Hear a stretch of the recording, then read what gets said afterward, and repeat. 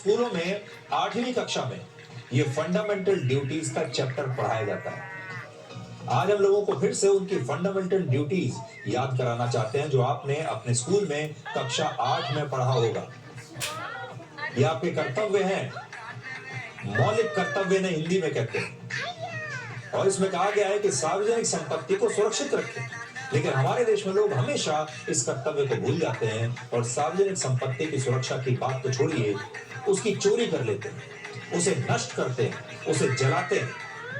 भारत 140 करोड़ की आबादी वाला दुनिया का सबसे बड़ा देश है, इसलिए यहाँ किसी भी नियम को सख्ती से लागू करना बेहद मुश्किल है और लोग इसी का फायदा उठाते हैं। अब सवाल ये है कि समाधान क्या है। लोगों में सामाजिक जिम्मेदारी बढ़ाने के लिए आज हम कुछ सुझाव देना चाहते हैं। मैं जानता हूँ आप चैनल बदल देंगे, लेकिन फिर भी ये हमारा कर्तव्य है। स्कूलों में सामाजिक जिम्मेदारी को केवल किताबी ज्ञान नहीं, बल्कि बच्चों में इसकी आदत डालनी चाहिए। बच्चों को ये सिखाना होगा कि सार्वजनिक जगहें भी उतनी ही अपनी हैं जितना कि उनका अपना घर। सार्वजनिक संपत्ति को नुकसान पहुंचाने पर सख्त कार्रवाई होनी चाहिए, बड़े से बड़ा जुर्माना लगना चाहिए। गंदगी और तोड़फोड़ को सामाजिक शर्म से जोड़ा जाना चाहिए। ऐसे लोगों के पोस्टर लगने चाहिए। सामाजिक तौर पर इनका बहिष्कार होना चाहिए और जो लोग अच्छा काम करते हैं उन्हें सामाजिक रूप से सम्मानित किया जाना चाहिए और मीडिया और सोशल मीडिया पर सिविक रिस्पॉन्सिबिलिटी को बढ़ावा दिया जाना चाहिए। सबसे जरूरी बात जो आज मैं देश के 140 करोड़ लोगों से कहना चाहता हूँ, जब आप सरकार से पूछते हैं कि आप वर्ल्ड क्लास सिटी क्यों नहीं बनाते, तो आप अपने आप से भी ये सवाल जरूर पूछिए कि क्या आप वर्ल्ड क्लास नागरिक बनने के लिए तैयार हैं? क्योंकि सच्चाई ये है कि वर्ल्ड क्लास देश वर्ल्ड क्लास सरकार से नहीं, बल्कि वर्ल्ड क्लास नागरिकों से बनता है। आपको 3 दोस्त और उनकी एक यादगार सेल्फी की कहानी आज मैं सुनाना चाहता हूँ। इनमें से एक दोस्त अब इस दुनिया में नहीं है। ये वही सेल्फी है जो 3 दोस्तों की एक साथ ली गई आखिरी सेल्फी बन गई। इस सेल्फी को देखकर एक बार फिर से कहा जा सकता है कि जिंदगी का कोई भरोसा नहीं। यहाँ आप मुस्कुरा रहे हैं, आपके आंखों में सपने हैं, आप अपनी मंजिल तक एक यात्रा पर निकले, लेकिन नहीं जानते कि ये यात्रा अधूरी रह जाएगी। 25 दिसंबर को हमने कर्नाटक के चित्रदुर्ग जिले में हुई एक बस दुर्घटना की खबर आपको दिखाई। अब आपको इस दुर्घटना से पहले की ये तस्वीर दिखा रहे हैं। 3 दोस्तों की एक सेल्फी है और ये 24 दिसंबर की है। इस सेल्फी में जो 3 दोस्त आपको दिखाई दे रही हैं, उनके नाम है गगना, रश्मि महाले और रक्षिता, और ये तीनों बेहद खुश हैं।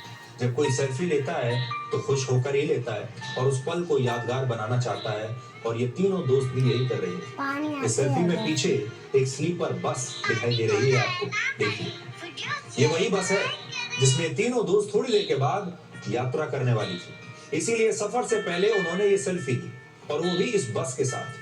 कुछ ही घंटों के बाद इसी बस में दुर्घटना के बाद आग लग गई और इनमें से रश्मि की इस दुर्घटना में मौत हो गई, जबकि 2 दोस्त गगना और रक्षिता अब भी अस्पताल में भर्ती हैं। तीनों दोस्त एक ही कंपनी में काम करती थी। रश्मि के घर छुट्टियां मनाने के लिए जा रही थी, लेकिन अब रश्मि इस दुनिया में नहीं है। नाव ने पाकिस्तान में आतंकवादियों के ठिकाने पर हमले किए थे और इसे हमने ऑपरेशन सिंदूर का नाम दिया था।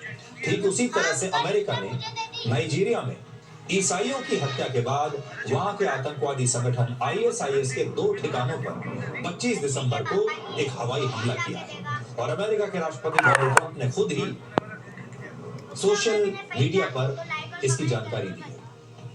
राष्ट्रपति ट्रंप ने कहा है कि नाइजीरिया में ईसाइयों की हत्या के लिए ISIS दोषी है और अमेरिका किसी भी हाल में इस्लामिक आतंकवाद को पनपने नहीं देगा। ISIS के ठिकानों पर यह हमला अमेरिकी नौसेना के एक युद्धपोत से किया गया है। सबसे पहले आप इस हमले की तस्वीरें देखिए।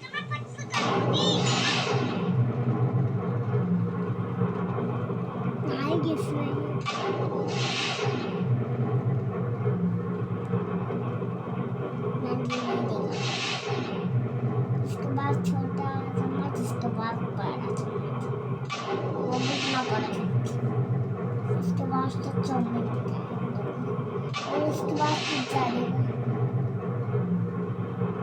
उसके बाद बर्गर है और उसके बाद सैंडविच। अब आपको दुनिया के मानचित्र पर दिखाते हैं कि ये नाइजीरिया कहाँ पर है और ये हमला जहाँ पर हुआ है इसे आप नक्शे पर देखिए। और अमेरिका ने अपने जिस मिसाइल से आईएसआईएस के ठिकानों पर हमला किया है उसका नाम है टोमाहॉक।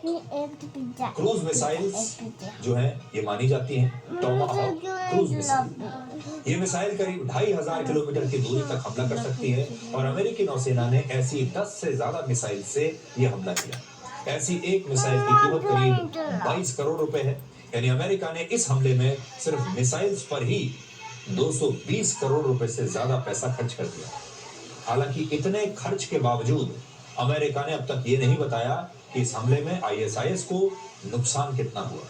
बड़ा सवाल यह है कि नाइजीरिया पर अमेरिका के इस हमले की जरूरत क्यों थी। दरअसल वहां पिछले एक दशक से आईएसआईएस जैसे कई आतंकवादी संगठन हजारों लोगों की जान लेकर हिंसा फैला रहे हैं। यानी आतंकवाद के खिलाफ लड़ाई में एक देश का दूसरे देश में मौजूद आतंकवादी ठिकानों पर हमला करना अब एक नया नॉर्मल बन चुका है। और अमेरिका के एक सांसद ये खुद कह चुके हैं कि पिछले 16 वर्षों में नाइजीरिया में 50,000 से ज्यादा क्रिश्चियंस मारे जा चुके हैं। नाइजीरिया की जनसंख्या करीब 22 करोड़ है, जिसमें मुस्लिम धर्म के लोग करीब 53% है, ईसाई 45% है। यानी इनकी आबादी लगभग बराबर है, लेकिन ईसाइयों की संख्या अब भी कम है। वहां पर जमीन पर कब्जे को लेकर इन दोनों वर्गों के बीच एक लंबा संघर्ष चल रहा है।